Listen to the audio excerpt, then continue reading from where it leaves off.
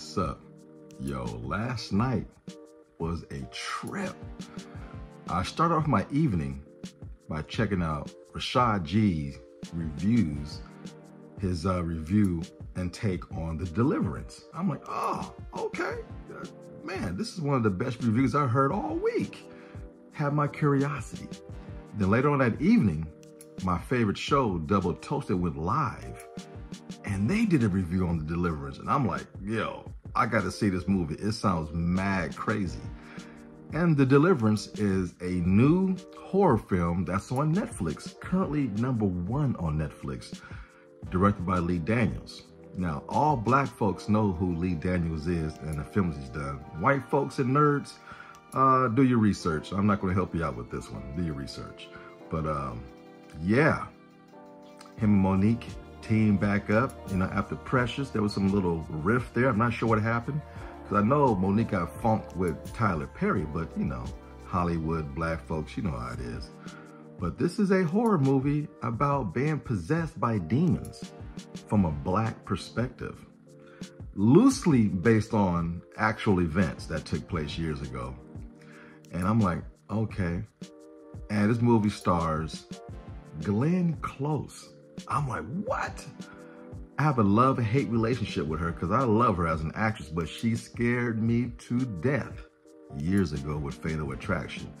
I mean, I'm like, yo, she played that role, And Andra Day's in here, and I'm not familiar with her acting. I know her as a jazz singer and performer in music. And they had 3 kids. She had 2 boys and a girl in this movie, and the 2 boys are the bookends, the girl's in the middle, but the oldest boy is the boy from Stranger Things. I'm like, oh, okay. I noticed a lot of these Netflix actors jump from movie to movie on Netflix. Well, this movie is an absolute black drama for 2/3. And little by little, they pepper in demonic, scary things until later it turns into a full-blown Hollywood production of a typical possession movie, which I cannot stand. The Exorcist is special. It was,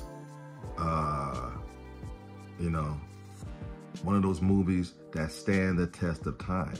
They've been trying to remake it, reboot it, to no avail. They have failed. There are no good possession movies, probably except The Conjuring. And The Conjuring 2, those were pretty damn good. But these other exorcism movies, nah. And, to be a black drama and then just to jump into a demon possession movie seemed a little disjointed. But hey, Netflix, I'm at home chilling. I went along for the ride, and the ride it is. And one of my Hollywood crushes is in this movie. I felt bad because I wasn't sure who she was at first. Now, the lady that plays the priest or the apostle in this movie is my girl from Undercover Brother, Sister Girl, who is fine as hell. She was also in Ray with Jamie Foxx, but she's put on some weight. Maybe she had kids. I'm not sure what her story is, but at first I didn't recognize her. I'm like, well, she looks familiar, but you really don't know. Then I got an up close look at her. I'm like, oh, let me hit pause. I have to go to my phone real quick. Cast of the Deliverance. Yo, that's Sister Girl from Undercover Brother. Man, she's great in this movie. But again, as a horror fan, this movie is not scary in the least. The demon is interesting because he's let's just say a certain type of demon, and the way the demon talks when he possesses one of the children, and you can tell what type of demon it is, the way it talks. That's all I'm going to say. It is absolutely hilarious, ridiculous, to the point where this ain't a horror film. This is a parody of a horror film. But the first 2/3, incredible black drama. Glenn Close, when actors get later on in their age, they're not cast as much in roles. So when they do get a role, they dive in deep. And she plays a white woman who's always dated black men. So her child, who's Andra Day in this movie, Ebony, is a biracial product. Beautiful, light-skinned sister with green eyes. Jesus Christ, she's fine. And Their dynamic as mother and daughter is tremendous in this movie because there's a lot of backstories related to all these characters in this movie that really comes to light. And as a black person growing up in a black neighborhood, I can relate to every single one of these characters. I've been around women who dated nothing but black men. They didn't act black, they didn't talk black. They were just white women who loved black men and fit right in because, as you know, with our culture, when you are with us, we support you and we keep you. You are family, no matter what race, creed, or color. If you're with us, you're with us. And Glenn Close played that role to the T. Omar Epps is in this movie. Yeah, I was like, wow, this got some hidden B-listed actors in this movie that really came to play. And you can tell everybody had fun. There was a labor of love doing this movie.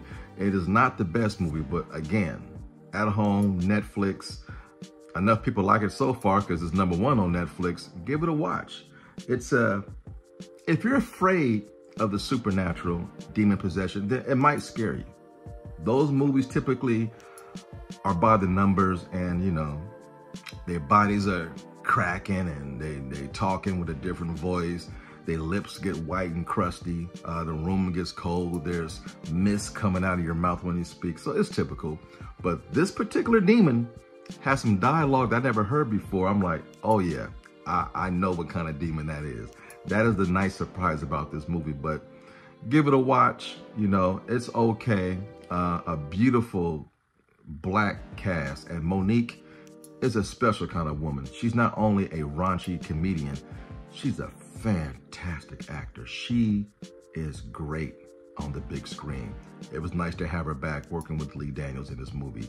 And her backstory is compelling as well. And, you know, give it a watch, man. It's fun. Pop some popcorn, you know, get your soda pop and candy ready, sit on the couch, and just take it for what it's worth. A fun ride at home. The Deliverance. Did it deliver? Well, that's up for you to decide. Peace. You know the routine. Fade to black.